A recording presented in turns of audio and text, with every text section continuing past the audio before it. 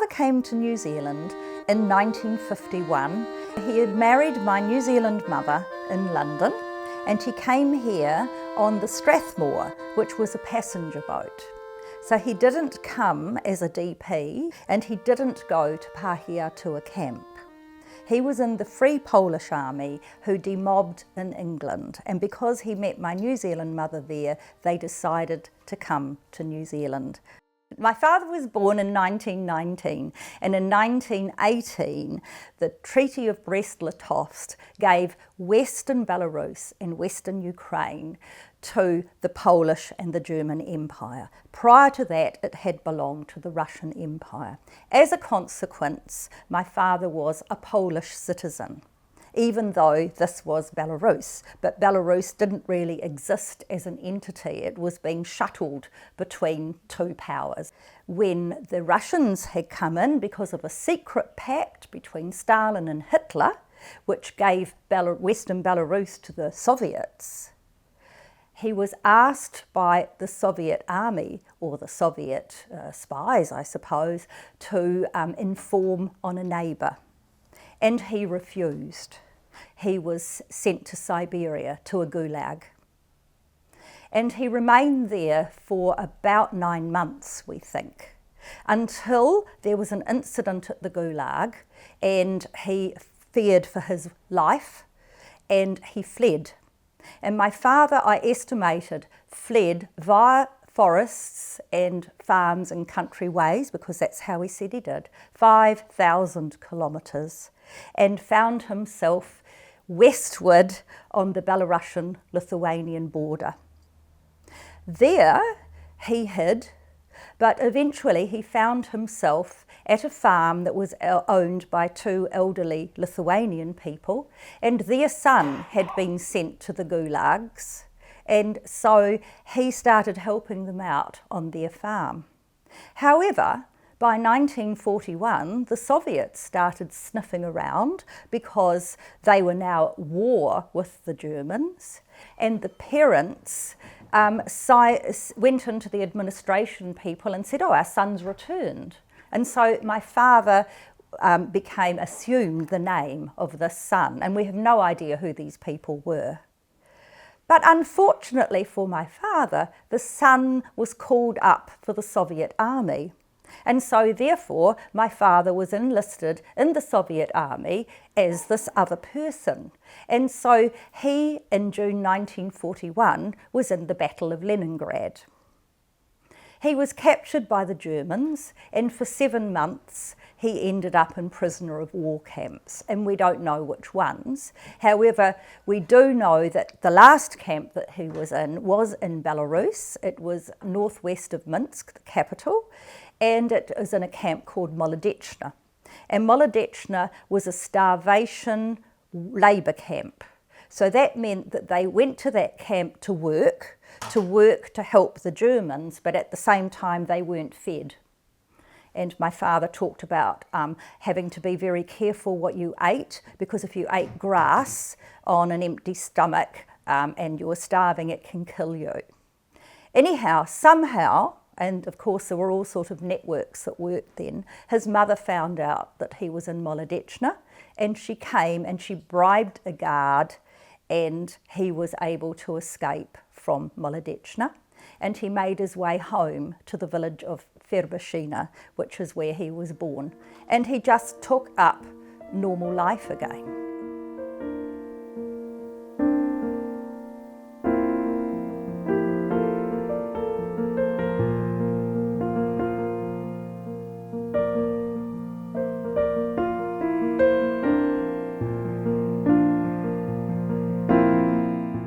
There were people looting farms, there were people burning villages. They needed somebody to have law and order, so he was called in to do that. He married his first wife, and in time they had a small child.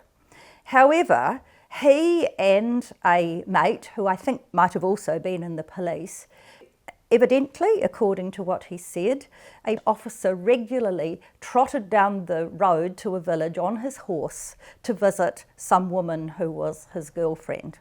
And these two fellows decided that they would shoot the officer. Unfortunately, they missed. And as a result of that, he could no longer be a policeman. He was no longer safe to be anything. And so he fled to the forests, and there he became a Belarusian partisan. So my father was in deep trouble because, according to Soviet Order 270, deserters or collaborators, people who were in the Soviet army who had been captured by Germans, should not be alive. They should have shot every German in sight and then killed themselves. So if you were still alive, and especially if you were in the Belarusian police because the Germans had assigned you that job, then you were a collaborator. And as a collaborator, you could be shot on the spot, and on top of it, members of your family could be persecuted. So he knew that this was hanging over his head. And so in 1943, as the Soviets started advancing and they could hear the guns in the distance, the Germans obviously started to retreat, and so did many Belarusians who were afraid of the Soviets coming in and what was going to happen. As my father said, I lived under Hitler and I lived under Stalin, and they were much the same.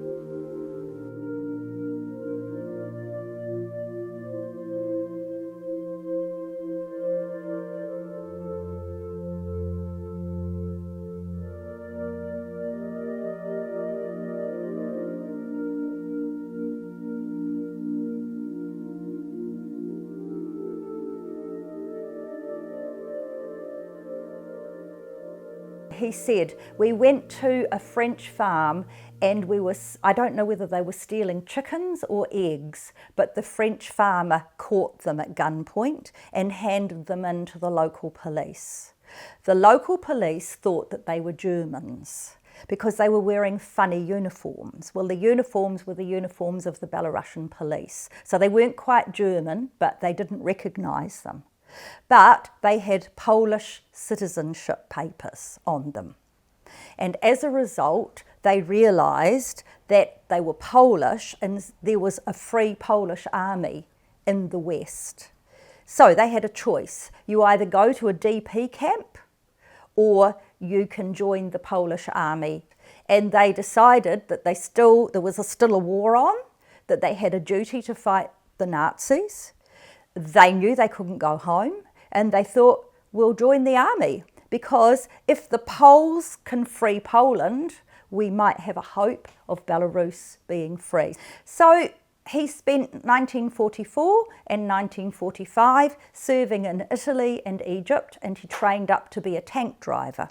So at the end of the war, this is the European War, they were still sitting in Italy because they were told that the next thing is that they were going to be sent to Japan to fight the Japanese. My father said he was actually rather relieved to hear that the war with Japan was finished. It was a sigh of relief for him. It was a very long war for him. He became part of the Polish resettlement plan. They were in a camp at Whitley for a couple of years where they were taught English, where they were given, I suppose, all the support that the Pahiatua camp would have given people here, but for a longer period. And then he went to live in London where he worked as a tailor, because that was actually his trade. And he worked for Harrods and for Aquascutum, so he worked at, quite high-class establishments. And it was while he was in London that he met my mother. They met very romantically. He was needing a flat and had seen an advert, and she was shifting out of that flat. And it was a foggy night. My father arrived with some tiny little suitcase, and my mother was struggling down the stairs with a great big heavy suitcase that she brought from New Zealand, and he asked if he could help her. And so he carried the suitcase all the way to her new place. However, my mother remembers that he struck off into the fog, walking really quickly, and she had a moment of doubt where she wondered whether this man was just going to walk off with all her possessions. But no, he dutifully went to her new abode, and after that they started going out with each other. My parents came to New Zealand separately. They had booked on the Rangatiki, But 2 days before they were due to leave, they found out that because my father had alien status, he wasn't allowed to sail through Suez because he was regarded as some sort of political liability. So he waited a little time, I think it was only a matter of weeks, and he came on the Strathmore, which went through Panama. Then they went to Wellington, and they lived in Wellington for 9 months, and my father worked as a tailor. I have no idea what my mother did. But my grandmother, by that stage, my New Zealand grandmother, had shifted to Palmerston North in about 1949. And my father started tailoring in Palmerston North, and he had a tailoring business in Coles Buildings, which was next door to the railway, which was at that time running through Palmerston North. And indeed, I was born when they lived in Coles Buildings. They shifted to Keeling Street, and then very soon after, my father discovered that tailoring in Palmerston North wasn't going to work, that people by then were buying their clothes off the peg or in the department store. In 1952, he joined the post office, and he worked in the main post office in Palmerston North Square, and he worked there all his working life, and he absolutely loved it. It suited his social outlook, it suited his ability to talk to people, to know what was going on. So it wasn't long before the DP community worked out that my father worked at the post office, and actually he was quite multilingual. So he would be called to the counter, and people would ask for letters, and sure enough they were in cannot find or lost. I guess I became aware that our family was different from Kiwi families around us at a very young age.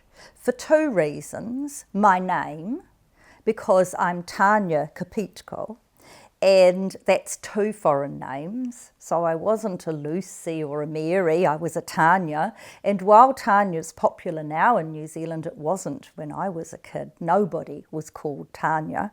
And then on top of it, I had an unpronounceable and unspellable surname. The second reason that I noticed that our family was different was from early on, because I would say that there was tension in our family. I would say that on my mother's side of the family, there were definitely family members and my grandmother who were not happy that my mother had married a foreigner. And so you sense that as a child, that not everything is easy and that you're a bit different. The third reason that I would see that life was different was that there was Cold War prejudice, and I did feel that. At College Street School, I remember children saying to me, "Oh, you're a commie." And I went home to Dad and I said, "What's a commie?" And he got so angry. You know, he always brought us up to be strong. You have to stand on your own feet. That awareness of being different was definitely there, and I definitely had a foot in 2 cultures. My father had a major effect on my life because my mother died when I was 10, and I lived with my father, and so there was the 2 of us. So from a very young age, I was very independent, and Dad and I got on. And I think that Dad just made sure that I was the same sort of survivor that he was. Education was terribly important, and as an only child, they made sure I learnt ballet, that I learnt music. As far as they were concerned, they wanted me to be a music teacher because that was a good independent job for a young woman. They wanted me to be independent, to be able to travel if I wanted to, and have some job I could do anywhere. But I chose to do dance. That dance I loved. And I had to have tutus, and I went into the ballet competitions, and my father made my first tutu. And not a surprise, my father was a dancer, my mother loved ballroom dancing. They both loved dancing, they just didn't think it was a very safe career. I've managed to work in the arts and dance all my life, and in the end I think he was quite proud of that. Had to go to Massey. There was no choice. You had to do a degree. And why did I study anthropology? I think it was in order to try and understand who I was and how cultures work. From the research that I've read so far, that the children of the refugees or the DPs that came here after World War II, on the whole, I think have done very well. They've gone to university, they've felt confident, they've contributed a lot. So, you know, if New Zealand had a policy that it wanted to bring skilled labour to New Zealand, it brought skilled labour to New Zealand, but that brought even more skilled labour to New Zealand. The other thing about my father was that he was deeply spiritual and he was orthodox. We had an army barracks hut at the back of our garden in Linton Street that came from Linton Army Camp and was my playhouse when we shifted there in about 1957. They were going to turn the playhouse into a small chapel. Initially I thought it was a joke, but no, they were serious. And so they did. And we had the chapel of the Archangel Michael in the back garden. And it had icons. It was just small, but gosh, it gathered the community together. And they would talk and eat afterwards. Everybody brought food. They all went into the house. They'd be there for hours talking. And my father loved it. I feel definitely richer from understanding two cultures. I guess the way I've been brought up is that I can see the cracks in things. I can see prejudice and I can sense an injustice. And I'm very pleased to say that most of my working life I've tried hard to help people in those situations.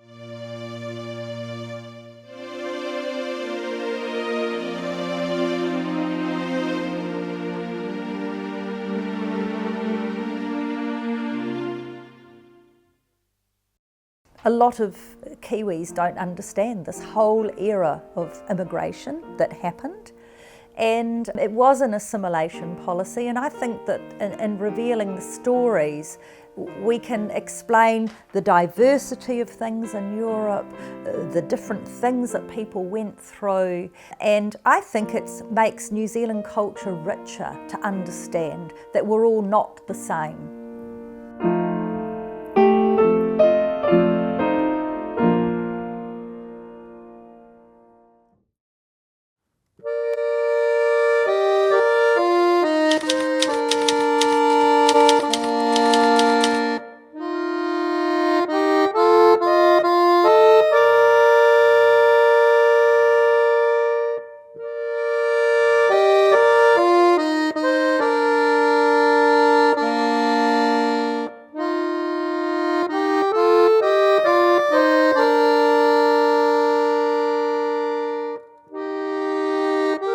My dad came first. He came on the 2nd of May 1951 on the first voyage of the Goya.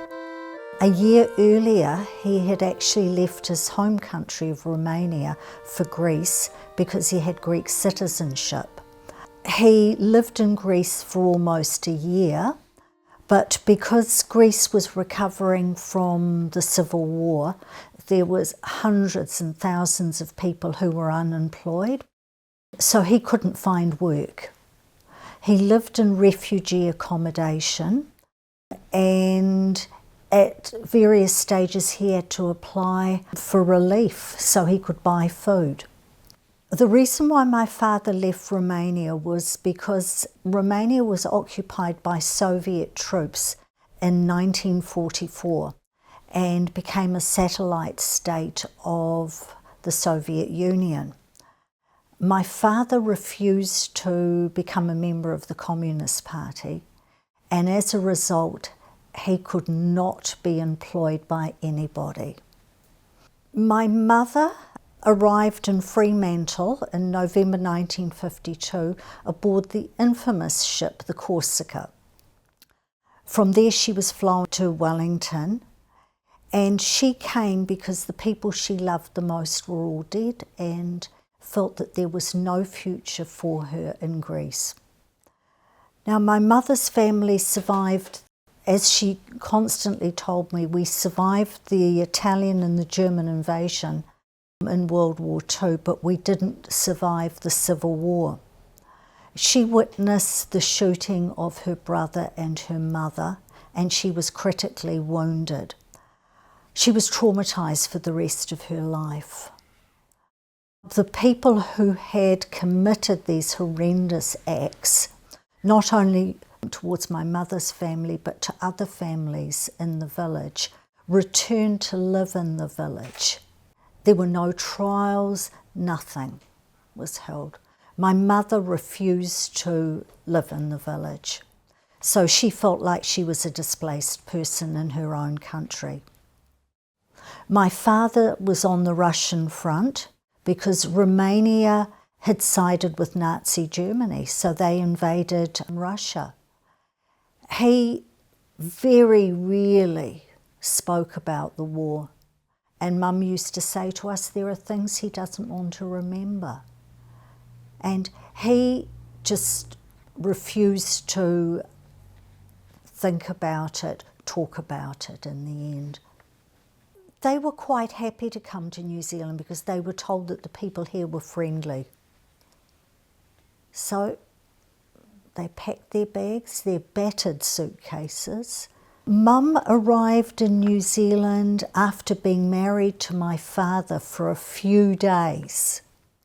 And she had spent a year in Greece with a mother-in-law that she didn't know, but she brought her over, looked after her. I was reading in my father's paper, he spent 28 days there. They didn't talk much about the camp. Dad was sent to the state forest, and he stayed there until my mother arrived, and he applied to actually get moved to Palmerston North when she arrived. The rest of his family was here. When the Zambazos arrived, they were split up. My uncle was sent to Lawrence, Dad was sent to Rotorua, and my aunt was sent to Palmerston North. They intentionally wanted to split people up and have them work in areas where there were jobs. I think they may also have not wanted to create little enclaves of particular nationalities, which is quite sad actually, because a lot of these people didn't really want to be away from their families. They learnt to speak a smattering of English when they arrived, but they were constantly learning. They taught themselves to read and write in English. They just found life a struggle. They lived from hand to mouth for a long time. There was very little money for anything, any luxuries. Dad worked as a labourer, started off as a labourer, and eventually moved to JJ Niven Engineering. And from there he moved to Massey University where he became a janitor. He had his own commercial cleaning business in the evening where, along with Mum, he cleaned commercial buildings and pubs. So they both worked really hard. They were people who didn't want to rely on charity. They had a lot of pride. How people saw them mattered. And they didn't want to be seen as these poor refugees. We spoke Greek at home, and as soon as we left the house, my sisters and I would start speaking English. And it remained so even after I left home. As soon as you step in the door, we greeted our parents in Greek. We ate food that was totally different from other people. Meat was stuffed with garlic and had rich tomato sauces. Mum would cook risottos that were tomato-based. She'd cook eggplants and capsicums. We would have tzatziki with our lamb. So it was a totally different culinary experience. The teachers at primary school made us feel different. And I still have vivid memories of being told by one of my teachers when I was about 7 or 8, I bet you can't wait to get married and change your name to Andrews. And I was totally horrified. How dare she? And as a result, I've never changed my surname, and I've given both my daughters the name Zambazos as a middle name. I mentioned earlier that we lived from hand to mouth for a really long time, and that was a big difference between that we noticed with the kids at school and ourselves. I remember wearing hand-me-downs that were even too small. Education was pushed really hard, and it was a way of making our way in the world and having a better life than our parents. So Mum and Dad supported both my older sister and myself to go to university and make a good living. My mother especially taught us girls to be independent and to rely on ourselves. I sewed, I didn't cook, but it was important for her that I have a job and that I could support myself without having to rely on a husband. I grew up with feet in two worlds, the Kiwi world and the Greek world. And as a teenager, it was difficult because I wanted to be like my Kiwi friends. My parents, though, worried that I'd turn into someone they didn't understand, so there was always conflict. It was only as an adult that it became easier because I picked what I wanted from each culture and what suited me, and I was comfortable with that. It taught me to look at other people who were different and to accept them for what they were, and to be very aware that their backgrounds made them the people they were. They read the paper every night, and they would show us a sentence and we'd read it to them and say, this word means this. And I think because they did that almost every night, their English really improved. There was no way you were going to fail. I had become used to the fact that if I didn't have a good education, I wasn't going to get ahead in life.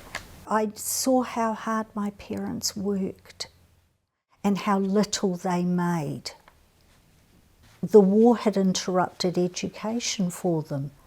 When the war broke out, the schools closed down in Greece. So that was my mother's education finished at primary school. And she valued education. She wanted to go to high school. They were always proud of us. And Mum regularly would tell us that. Mum was a gardener, beautiful flower garden. And whatever she planted grew. Just one of those people. And I hope I've inherited her love of gardening. And she sewed beautifully. My mother kept in contact with her sister-in-law. My father, in the early days, would talk about his cousins because they were quite close. But as the years went on, he stopped talking about what was back in Romania for him, and they were just resigned to the fact that they were never going to return. With Romania, there was very little communication. My older sister in the 70s went and visited my father's family, and they were delightful, wanted to know what was happening.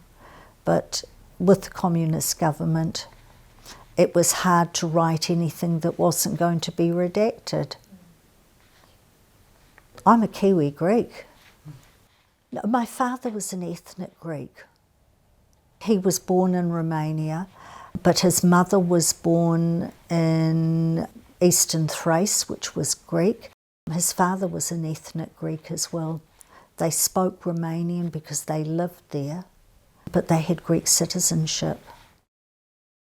The displaced people's story isn't widely known. John Balasoglu's book, Travels of My Family, is now out of print, and that's the only story that I have read.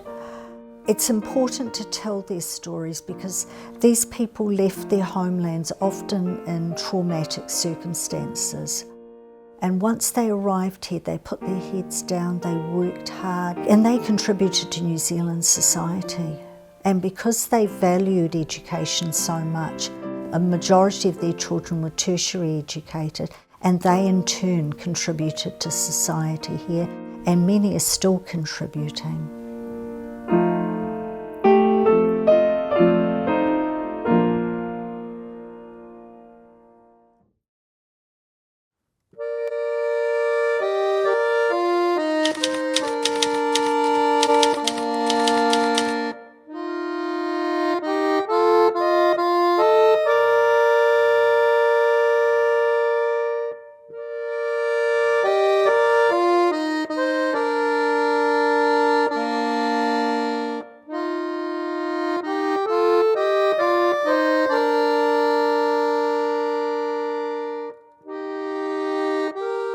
My family came to New Zealand in 1950. My father, his name was Felix as Petrenas, became Felix Petrenas.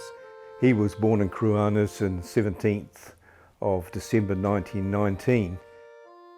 My mother, she was from Wagenfeld, Germany, and she was born on the 24th of April 1927.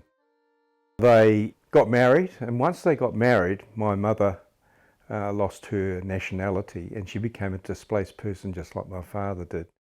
They left Bremerhaven on the 5th of September 1950. That was after a 2-month bureaucratic delay, and you can just imagine how difficult that might have been, having sort of come from a displaced persons camp, having to wait an extra 2 months before leaving to travel on the Hellenic Prince all the way to New Zealand. 18,000 kilometre journey all the way through the Red Sea and around Australia, and they arrived in Wellington on the 19th of December 1950. From there they went by rail to the Pahiatua camp and then came to Palmerston North, where my father was working at the Manawatū joinery in Joseph Street. Both my parents got naturalised Kiwi citizens in 1962. I found that I'd lost 6 uncles and 2 aunties through the Second World War. Being in Germany, my father surrendered to the Americans, so he was in a prisoner of war camp and then a displaced persons camp. But Germany was an ash can, and it had been completely destroyed in the Second World War. And I think, being displaced persons, then my parents wondered where they fitted in that part of the world. And I know that my father worked at a joinery factory at a place called Groß-Ippener, which was in the middle of Germany. They looked at where their future might expand, and I think when New Zealand was looking for refugees or displaced persons to come to New Zealand, that's when they applied to come to New Zealand, to a better life. When I went to school at the age of 5, all I understood was German. I went to a Lady Lewis school in Palmerston North, where the nuns were pretty adamant that, I'd better learn English pretty quickly. So I did. A lot of people did have trouble saying the Petrenas name. After a while, I think the actual realised how it should be pronounced Petrenas rather than Petrenas or Petrenas, and I got plenty of different versions of that. In fact, as I grew up, I found it quite fascinating that sometimes I would answer the phone and the person at the other end of the phone would say, "You can speak English." Yes, that's correct. Either that, or if you rang up and said who you were, that's the first thing they would ask, "Can you speak English?" So it was very interesting to sort of have such a name that people wondered who or where you fitted in, because when you look at the name, it doesn't sound very Polish or anything else, and it's quite interesting to sort of get people's impressions. I was called Bruno Petrenas when I was born. A lot of people say to me, "Well, that's your nickname, so what's your real name?" So I keep telling them that it is Bruno Petrenas. My father, having grown up on a farm, he was very self-sufficient, so he was very resilient. So when we moved to Cook Street in Palmerston North, he had a very extensive garden of cabbages and potatoes and tomatoes, and we had a chicken run, so he was very self-sufficient. So when Christmas came along, my mother was pretty good at cooking and baking, and we used to have quite extensive chicken soup and other meals like that, which are European based. My father used to like rye bread rather than the white bread because that's what he grew up on. At Christmas time, we always used to have Christmas on Christmas Eve, and the presents were dished out at Christmas Eve, and then you'd go to midnight mass. So that was our tradition in recognising Christmas and also recognising Easter time. So Easter time, well, my father used to be out there sort of hiding Easter eggs around the actual tomato plants, so that you have to go hunting for the Easter eggs. They were real eggs rather than the chocolate eggs you get today. My father's career, well, he went to technical college in Europe to learn joinery and cabinet making, and that's why he was employed at the Manawatū joinery factory in Joseph Street. The quality of his work was superb, to the degree that you could just about say his work was of an artisan sort of quality work. And that's why even today, even though he died over 42 years ago, there are a lot of products, furniture and houses that he built still available to be looked at today in Palmerston North. So his heritage has hung in there all that time. And I mean, say I have furniture at home which is over 70 years old and it's good as the day it was built. So he was an expert at that sort of work, and he really knew how to do things with wood. He would go to, there used to be a place called Ozolins down Rangatiki Street, and he used to spend a few hours there sorting through the different types of timbers that were available for furniture making. Very hard to find that today, because in those days you could still get totara, rimu, and all the native timbers that were available for furniture making. Like I say, he was an expert at that work. My mother was a very good dressmaker, and her heritage is reflected in the number of wedding dresses that she made for a lot of women in Palmerston North. She was also a very good cook and did a lot of preserves, especially with peaches and everything else that you might get from orchards and all the rest of it. So again, it was a reflection of how you had to become very resilient during the war to survive. My mother made most of my clothes and my sister's clothes, and she did a lot of work for the different guilds at the church, helping out people in clothing wear. I was the only child then for around about 7 years until my sister was born, but I would go home and I think my parents enjoyed me trying to tell them a bit about English, because they would have learnt basic English at the Pahiatua camp. And you know, they had little notebooks, and I've still got a copy of that notebook where they've tried to write in English different words and what they meant.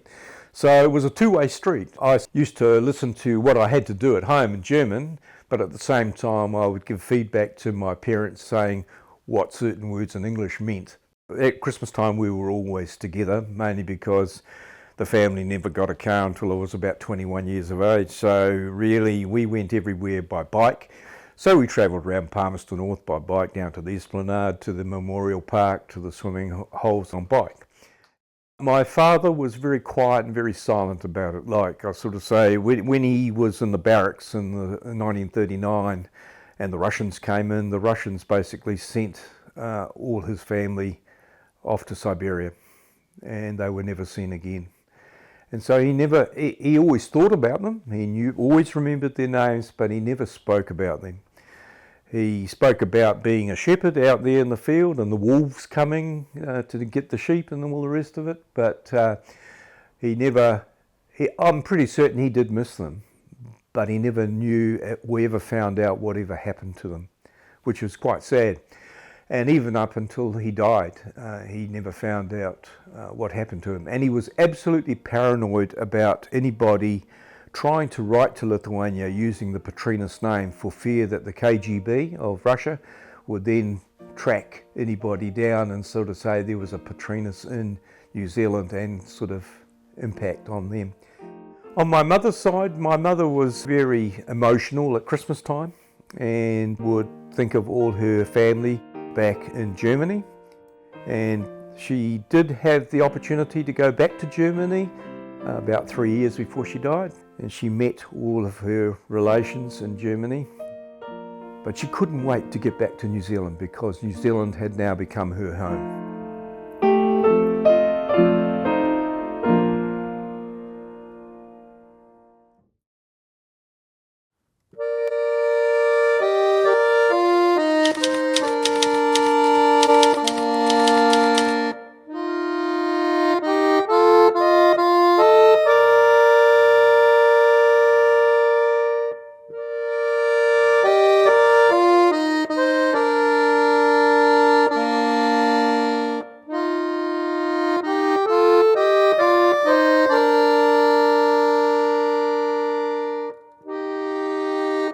My father came to New Zealand on the 13th of August 1951. Zalyo Matev Mihailof, or as he was called in New Zealand, John Mihailof, was born in a little village, Elhovo village, in Bulgaria, in central Bulgaria. So he was the eldest of two boys. He had a brother, Mihail, father Miti Mihailof, and his mother, Donna Ivanova Taniva. They lived on a farm. He had a very happy rural village upbringing, completed 7 years of schooling, became a shoemaker, and when he was 19 he was conscripted into the Bulgarian, at that stage it was the socialist, the communist army. His life then altered. Between the years of 1946 and 1949, there were a series of circumstances and events that led to my father deserting the army and fleeing Bulgaria. Those circumstances were, with the new socialist communist government, the farms were collectivised. Farmers had to fulfil the quotas for export. It left people hungry. Very few goods were available. Life was compromised to how it had been before. Their beliefs, their religious beliefs, their way of living, very compromised. The Mihailovs were also members of the Bulgarian Agrarian National Union, the BANU, which had been formed in the late 1800s.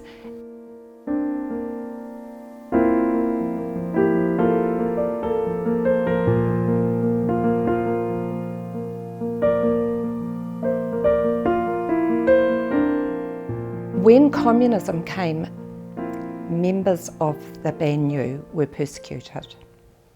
Zalyo's father was imprisoned for a year because of his involvement with the union.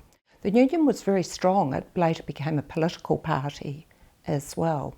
So my father, being a member, also feared that he would be persecuted as well.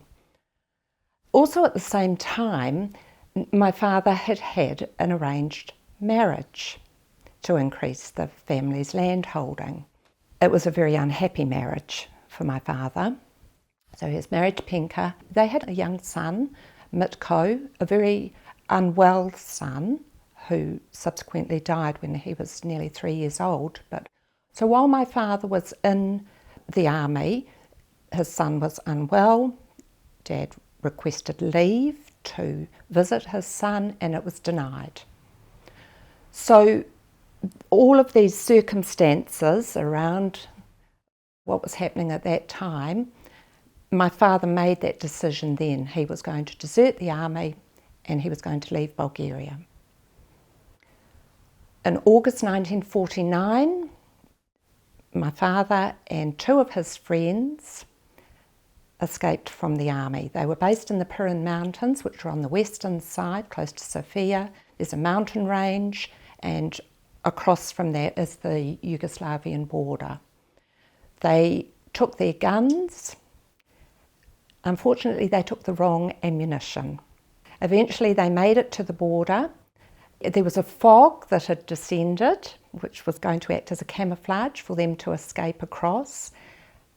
They were challenged by a guard. Because of the wrong ammunition, they weren't able to defend themselves. My father was the only one who managed to escape. His two friends were shot.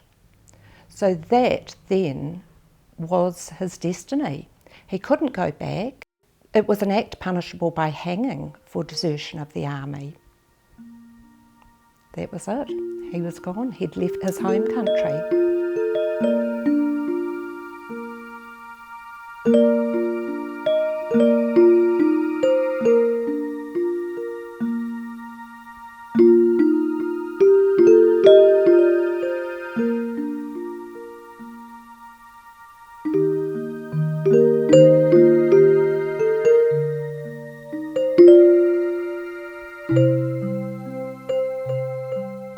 From that, my father would have been labelled as a bit of an agitator, and he was then sent to a forced labour camp, Monastir it was called, and that was very close to the Greek border. Again, terrible conditions.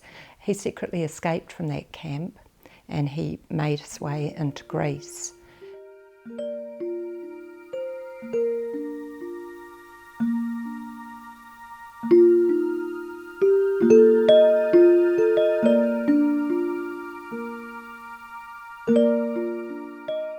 In the Latvian camp, my father was deemed to be a suitable applicant. He was young, he was fit, he was healthy, he was single, he could not go back to his home country.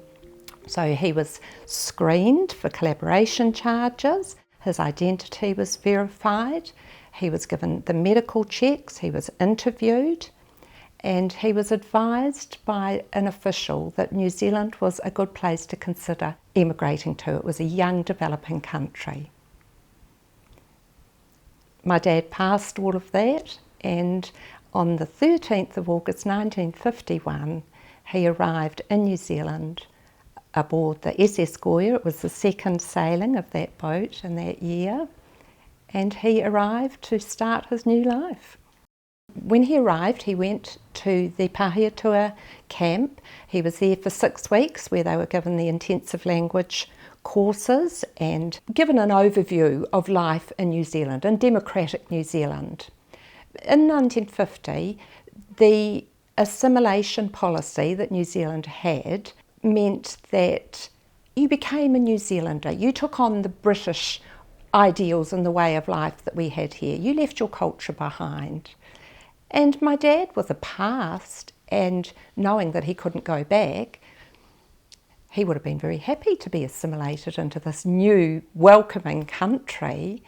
But as we found out through the years, you can't give up your culture. You can't give up what is inherently part of you. After the Pahiatua camp, he was given 2 years of bonded work down in Waitaki with the hydro dam, and his job there was to help extend the powerhouse. They had to stay there for the 2 years. They had their alien cards. They had to report to the police if they were going to go anywhere else or change their address. And then after his 2 years, he went to Timaru. In Timaru, he was befriended by Emmanuel and Katie Caldas, Greek immigrants. Emmanuel had his own fish and chip shop in Timaru. Emmanuel and Katie later became my godparents, so they were very dear friends of my father. Dad bought his own house in Timaru, and he bought his own fish and chip shop in Timaru. He was a young, handsome, dark-haired, olive-skinned young man. He had offers from the Greek community down there to find a bride for him, but Dad refused that. He wanted to meet a New Zealand woman, so any children that he had would be raised as New Zealanders. In 1958, he met my mother, Tania. She was English with Maori descent, and she was very attracted to this foreign man. My father was very attracted to her. She was tall. He wanted to meet a tall New Zealander, so his children would be taller than him. So in 1959 they married. For some reason, which I'm unsure of, they left Timaru and came to Palmerston North. That may have been because of Dad's memories of being in Pahiatua. It was a familiar area to him. It looked at buying a chicken farm, but instead settled on the central fish supply, a fish shop in Featherston Street, where he operated the same business that he'd had in Timaru, wet fish and fish and chips. I had been born at that time. My brother, Michael, had been born. Father had saved enough money by that stage to buy his own home, which was 31 Lombard Street. And that was his home for the rest of his life. 2 more children were born. There was Peter and then there was Suzanne.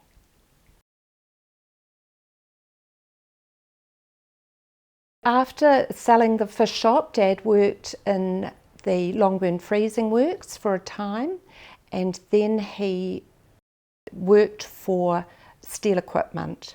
He became a fitter welder, new skills for him. Dad stayed in that job for all of his working career until he was 65.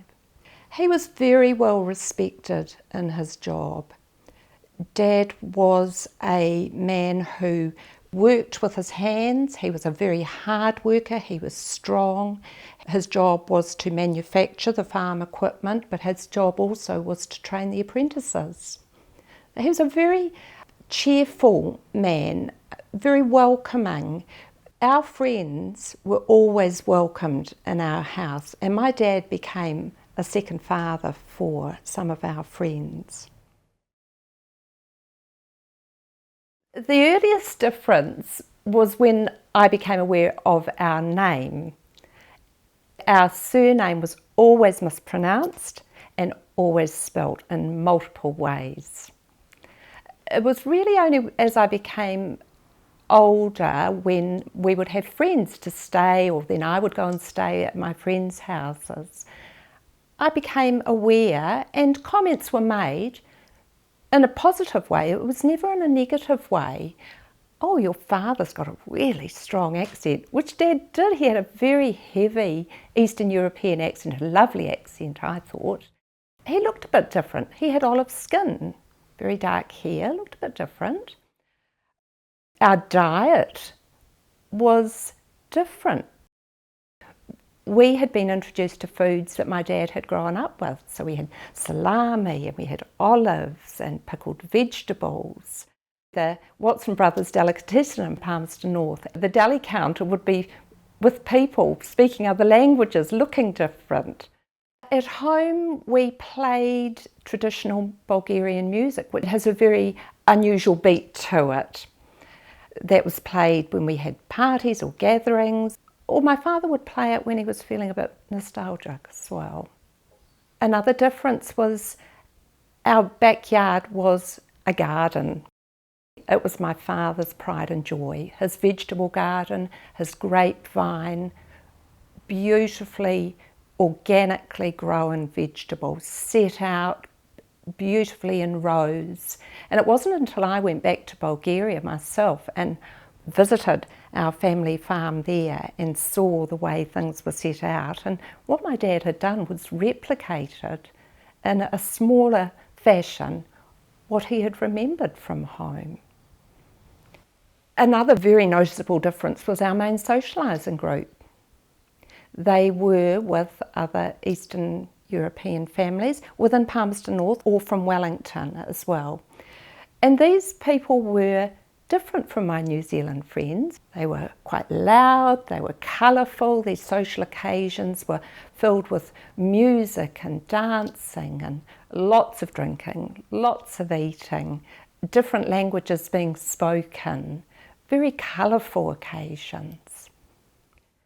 My father also started doing something that was illegal at the time, which was distilling his own rakia, or he called it his white lightning. Rakia is a national drink of Bulgaria. It is distilled from seasonal fruits. Fruits are fermented and then they are put through a still, and you are left with a very potent, clear liquid. So our garage was filled with buckets in fruit time, peaches, plums, kiwi fruit, fermenting in buckets, and then behind closed doors the still would be brought out. My brother was a plumber, he helped Dad fashion the copper piping, and Dad would distill his own white lightning. Another difference that I was very aware of was my father received, eventually, after some time, letters from Bulgaria, and these beautiful letters would arrive in these very soft envelopes with this funny writing. We spoke English at home. Dad didn't speak Bulgarian. It was only really when he was socialising with people that he felt comfortable with that he would speak in his language. Dad would write back to his family. My dad spoke very good English. He was successful, he ran his own business, but his written English was not good. And so my mother and I would be helping Dad whenever he had to fill out forms or he needed to write letters in English. And that was different to my New Zealand friends. Dad had a very traditional outlook on life. The gender roles were very divided. There was the conflict there as years went on, because my mother was younger than my father, and as time went on, her ideals in life were changing. She was embracing more modern ways of living, wanting to work, wanting to travel and to do things. That was not what my father wanted at all. My father had had those years of restlessness and turmoil. He was very happy to be settled in Lombard Street. This was his safe haven. He had made it to this place and he wasn't going to be leaving. So that did cause conflict, and eventually my mother did leave the marriage because of those differences. In 2017, my brother Michael passed away. After that, I decided I would put my DNA and get that tested. And in 2019, we discovered that we have a half-brother, Neil Mitchell, who lives in Australia. So Neil was from a relationship in 1955, prior to meeting my mother, that my father had had. So I lost a brother and then I gained another one. I'm so grateful to have these two cultures, well actually three cultures, because I have my mother's Maori culture as well, as part of me. The connection to Bulgaria is actually very strong for me. When I've been back there, there is an immediate connection to the land, to the people, to my family. It's been brought alive by the stories, the languages from my father. So I feel very enriched by that. There's also the acceptance of other cultures, the empathy towards difference and people from other cultures. It was the highlight of his life. In 1989, the communist government was overthrown in Bulgaria, and in 1990, he went back to Bulgaria with my brother Peter and my sister Suzanne. In 1981, when I was overseas, I had made inquiries to go over to Bulgaria to visit my family, and the embassy told me not to go. They couldn't safeguard me because of the circumstances of my father's desertion. So I'm sure when my father went back in 1990, despite the fact that the communist government were no longer in power, there would have been this core in him that would be, is something going to happen? His mother was still alive, 89, nearly blind, always believed that her son would return to Bulgaria. And what a trip that must have been, to reconnect with his family, the land, the farm that they still had. His first wife, Penka, was still alive. He made a trip to see her. Dad had always, I think, struggled with the two cultures, never fitting in with either, almost like a chip on his shoulder, not feeling good enough, I think, at times in New Zealand. And I think this trip for him cemented his Europeanness. This is a story to pass on to my children and my grandchildren. It's to know and embrace your whakapapa is so important. It's the foundation for your identity, for your sense of self. You need to know your connection to the lands and to the people that you come from.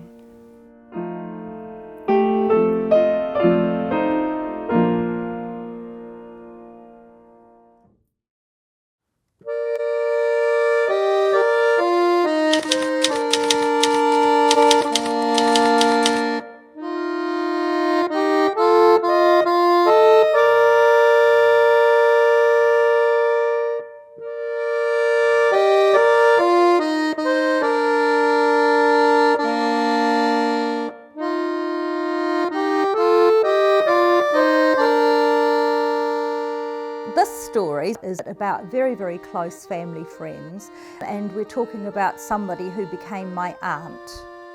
The people we're talking about is Lucy and Martin's Ozolins, who came from Latvia, and Martin's brother-in-law, Nikolai Zvaizna, who also came with them. They were older DPs to come to New Zealand. Lucy was born in 1909, which means that when they came over to New Zealand, they were in their 40s. So Lucy and her husband farmed in a place called Abeli, which was near the Daugava River in Latvia. And she had married him at age 17, and she was a proud farmer's wife. And she always told me that a good farmer's wife knew how to do everything, to sew, to weave, to embroider, and to make a good home. And indeed, she could do all of those things. They had one son, and everything was fine. They had a happy family. And then the Germans invaded in 1941. And the Germans, or the Nazis, requisitioned all the farms in Latvia and said that the people had to now grow food for the German country and for the soldiers. And they were given slave labourers who were Russian or Soviet prisoners of war.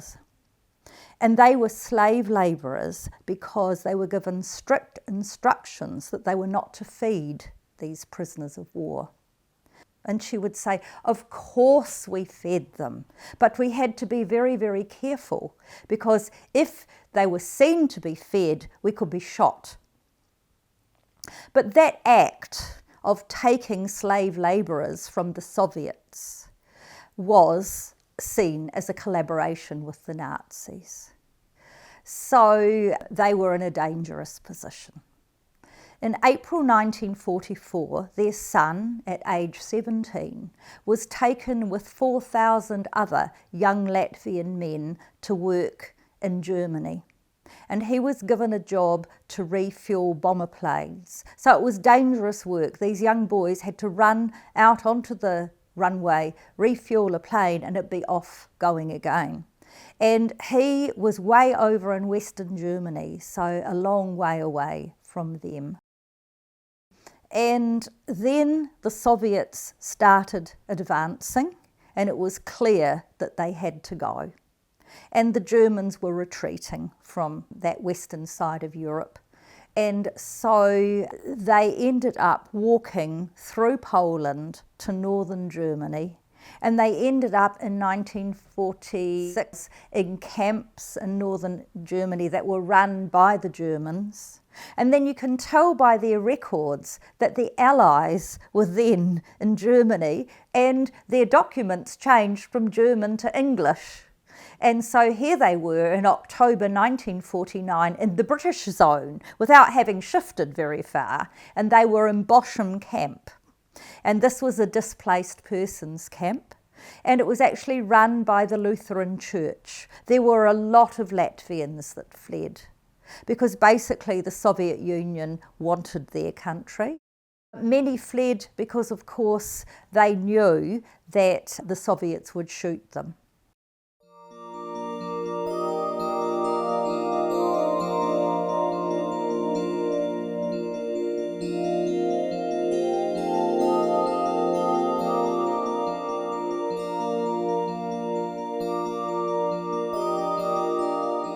Lucy had two brothers. One committed suicide and the other one was sent to Siberia and never heard of again.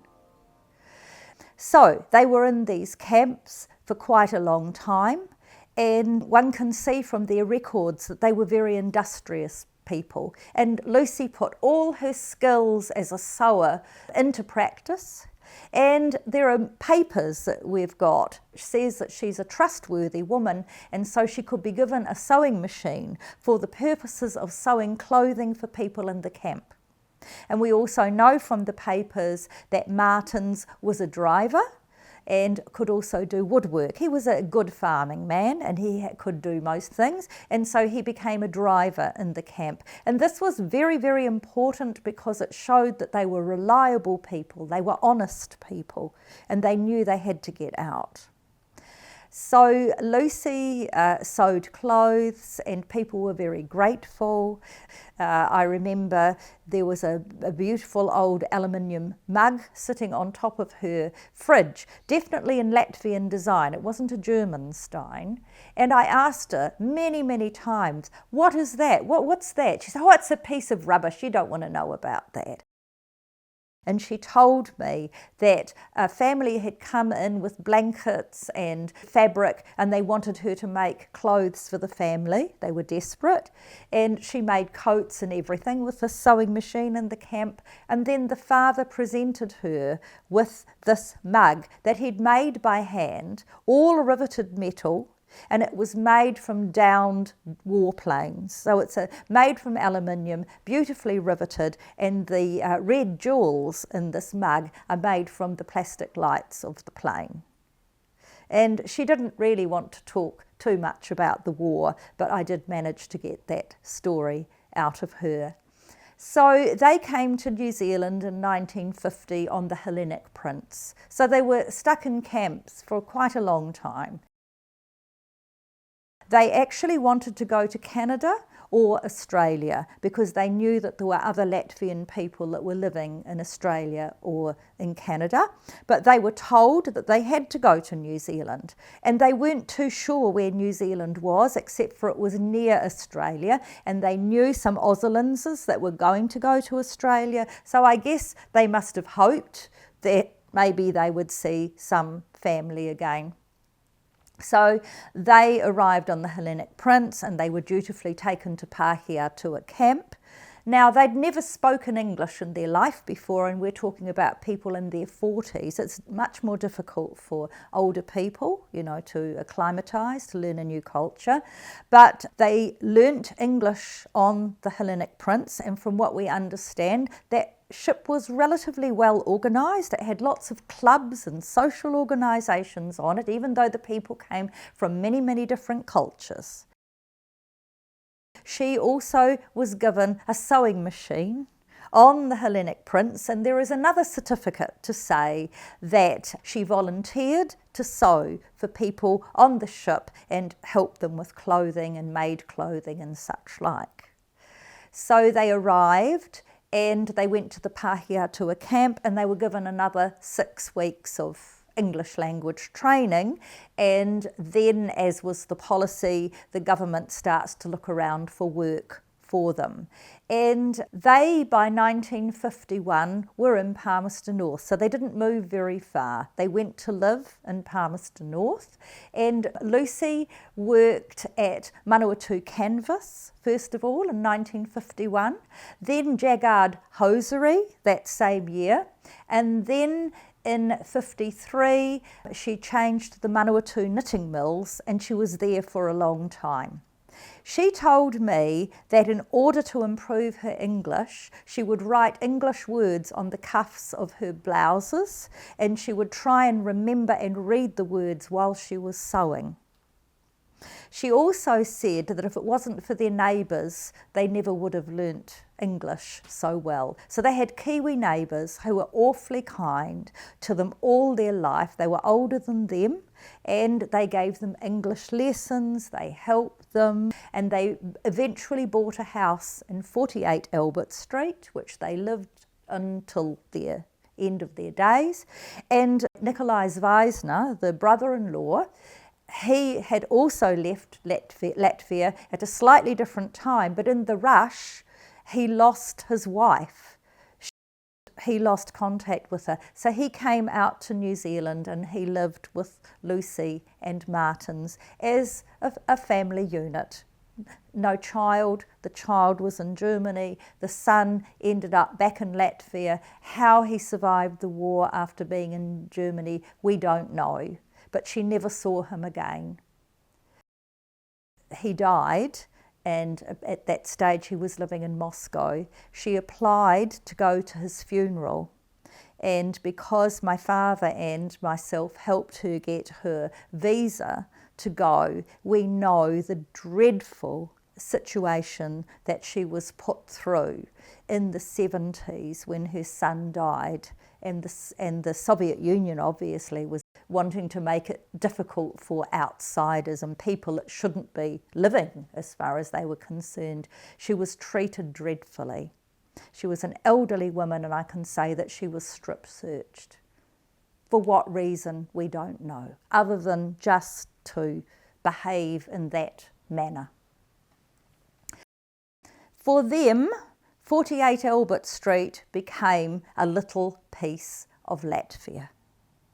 Martins, who was very good with his hands and who worked for Ozolins, and so did Nikolai, would collect offcuts of this, that and the other, and gradually the little old house that was in bad repair got turned into something wonderful that when you walked into it didn't feel like a Kiwi house. It had some other feel to it. And Lucy set about with her spinning wheel, with her loom, and with her embroideries to fill it with cushions and beautiful covers that were all in Latvian design. Somebody in Australia was an accomplished Latvian painter and painted scenes of the Latvian forest in autumn and summer. They had a large back garden, they had ducks, they had chickens, they had an apple orchard, they had pears. She was a keen member of the apiary clubs. They were naturalised in 1965. They decided as soon as they could that they would settle in here, and they made some life that was between Kiwi life and Latvian life. And she continued to absolutely improve her English, so that as I grew up, because I knew her from a child, they were close friends of my parents, she'd be wanting to talk about Freud or anthropology, and she would be reading textbooks, and I would give her my Massey textbooks and she would read them, and I would go there at lunchtime just to say hello, and it was very hard to get away because she wanted to discuss this philosophical statement or that philosophical statement.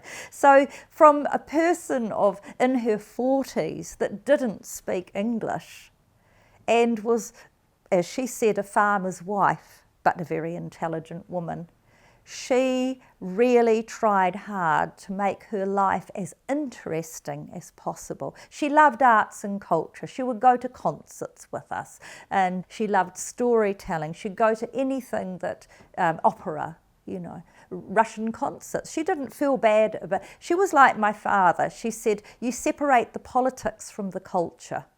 The culture is beautiful, the politics is not. So in the end, her husband had a stroke and he died in 1966. And so Lucy lived with her brother-in-law Nikolai.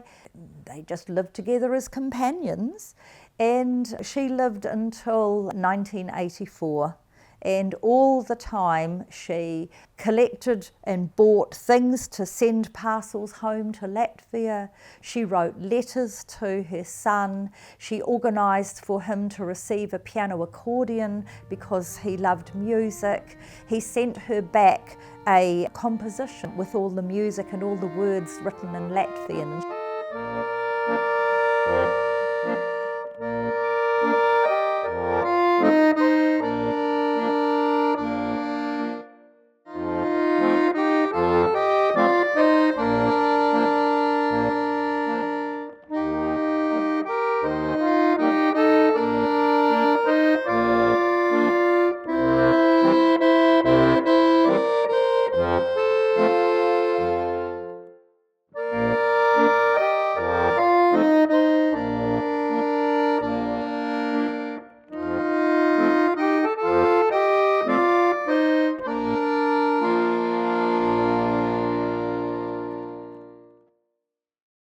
And I remember that she sat there reading the words and listening to the tune, and it was like that moment she was with her son, the son that she would never ever see again, and I know that she loved him dearly. When they died, they had decided that they would be buried in Wanganui. I asked her, why do you want to be buried in Wanganui? And she said, when I look at the Wanganui River, it looks like the Daugava River that flowed past our farm. And when I look at the soil in Wanganui, it's the river soil that is like the soil of the Daugava River. And so therefore, I want to be buried there. And that's their story.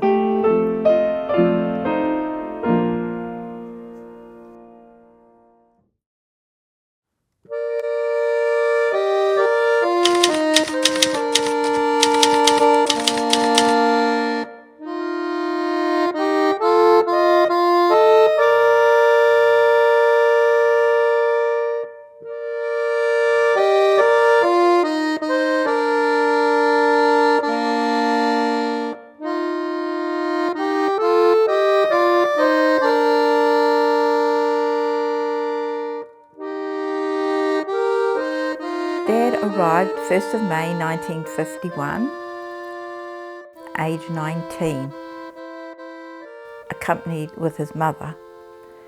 Jetta was her name. They came on the Goya, the first of the 3 voyages of the Goya to New Zealand that year, filled with refugees. They set off from Piraeus in Greece. Dad and his mother had been there for about 15 months after exiting Romania, where Dad was brought up. They left because at that stage it was about 1949 and Dad was due to finish his apprenticeship, and the Romanian government was rounding up the apprentices who had just finished and going to send them all to Siberia, the worst possible place to go. And she smelt a rat and made arrangements to gather documents, what was necessary to exit Romania. They lived in Romania in Brăila, which is on the Danube. Dad's father was a captain of a vessel that carried grain and benzene, and he vanished about 1944 at the time Dad was 13 years old. They think that he was driving a benzene tanker, a water vessel, and they think that it was mined from river mines. 5 years after that, late 1949, they left Romania from the port of Constanța and arrived in Athens, where they stayed in refugee accommodation, and later on the island of Syros, anywhere that they could get jobs. He was a newly minted joiner and he was seeking joinery jobs. In those days people had all their furniture redone every year, repolished, and that's what Dad was trained to do. And he lived with the family. They would recommend him on to somebody else and he would go and do their furniture. Later he got a job in Athens in a workshop business, but that was quite fraught because they had gangs of protection demanding that you pay them money, otherwise they'd smash the windows of the business.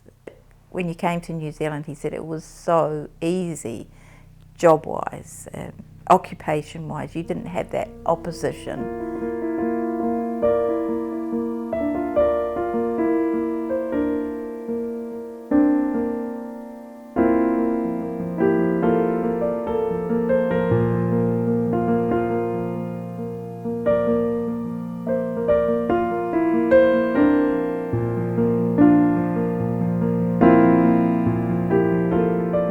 They first went to Bulgaria, on the coast of course, very close to Turkey, at a place called Artipol, and then about 1890 they shifted up to Galati, and that's a big shipbuilding port as well, and they lived in a street behind the docks.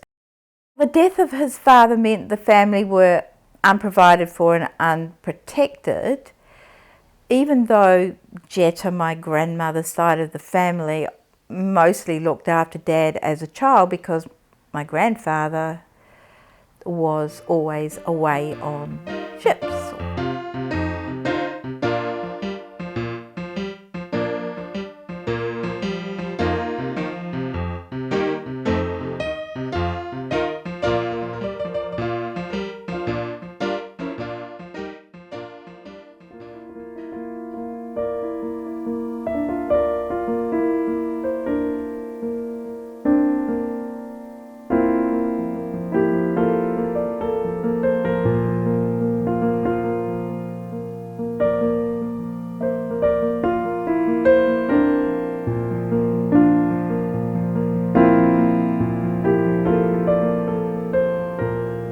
They arrived in New Zealand on the 1st of May and they caught a train straight from the docks to the railway station at Pahiatua and then were trucked to the camp.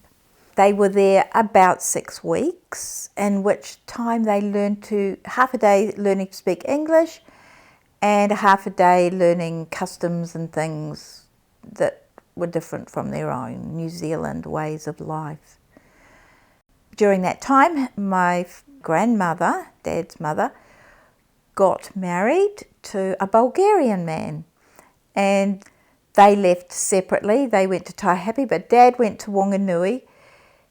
He was a joiner and he was put in joiner occupation and had a friend already there. He had to stay there 2 years. I think he was bonded, but his mother and her new husband went to Taihape and he used to visit them.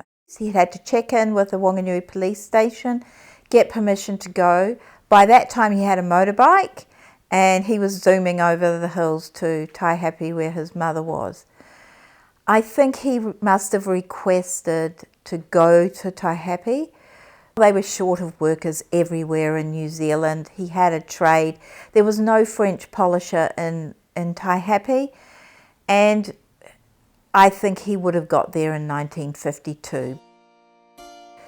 And they all bought a house together.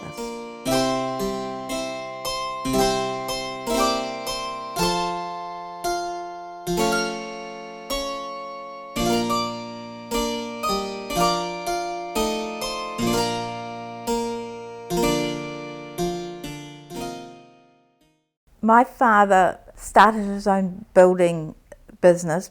So he went to Ozolins actually and set up an account, and he said we were very lucky because they didn't require payment until about 3 months later. So that was how he started.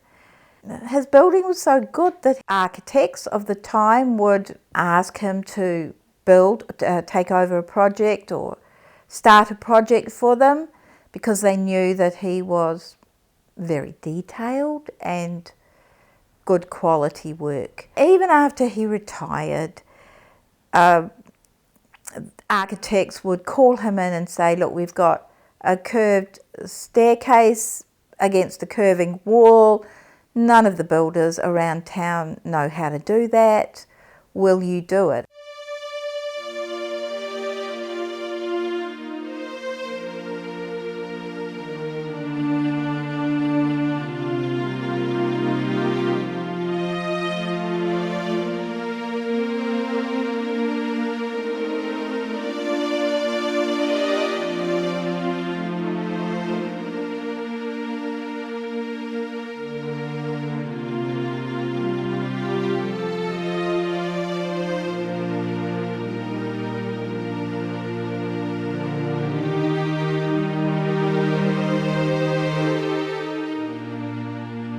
Dad spoke without an accent. Because Dad learned, he was young, he learned the language very easily. He said it was way easier than Romanian and Greek. And he was able to, I think, leapfrog a few things that might block other people with a thicker accent.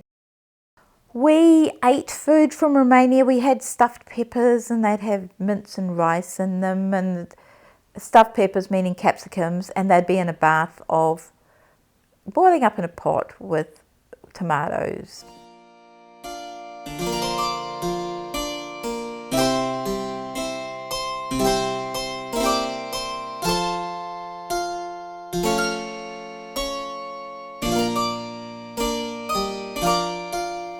He mixed with everyone from Romanian and Greek and anybody else who also came on the same ship who they got friendly with.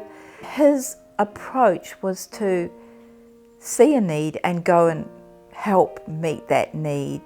His joy came through his family, his work, and when I say family, I mean his family in Romania as well. He related well to Maori people. He felt the warmth there. My mother is half Maori. My father had his own sense of personal value and worth that wasn't beholden to what another culture thought of him.